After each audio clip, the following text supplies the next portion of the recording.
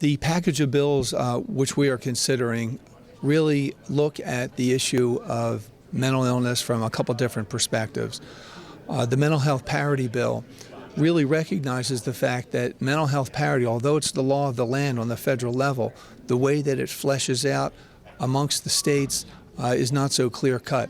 And we need some legislation in Pennsylvania to make sure that if someone's being turned down, if someone's claim is being turned down because they have bipolar or depression or post-traumatic stress, or that they're being required to fill out 10 or 15 extra forms just to access their coverage, that's not mental health parity. And that is one of the issues that we're looking at.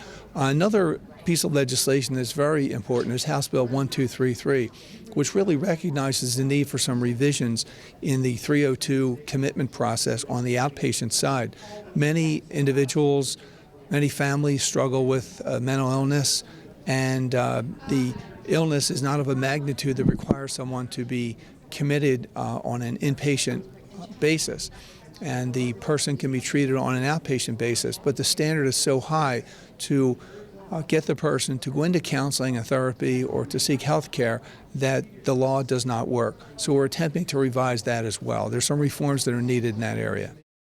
Many Pennsylvanians, many Americans struggle with mental illness. Almost every family is impacted in some magnitude with mental illness. Number one, we have to reduce the stigma. People should not be afraid to seek treatment, to see a counselor, to see a therapist because of the stigma that's attached. The stigma has improved over the years. It's gotten better. However, there is still a stigma for people that struggle with mental illness. And you've heard from some of the people today that talked about that. We need to reduce the stigma. And number two, we need to make sure that the health care exists, that it's out there. One of the bills is a student loan forgiveness program for individuals who go into human services, who become social workers, who become counselors, who become therapists, who work with people with addictions and so forth. And we have a program that helps them pay back some of their student loans.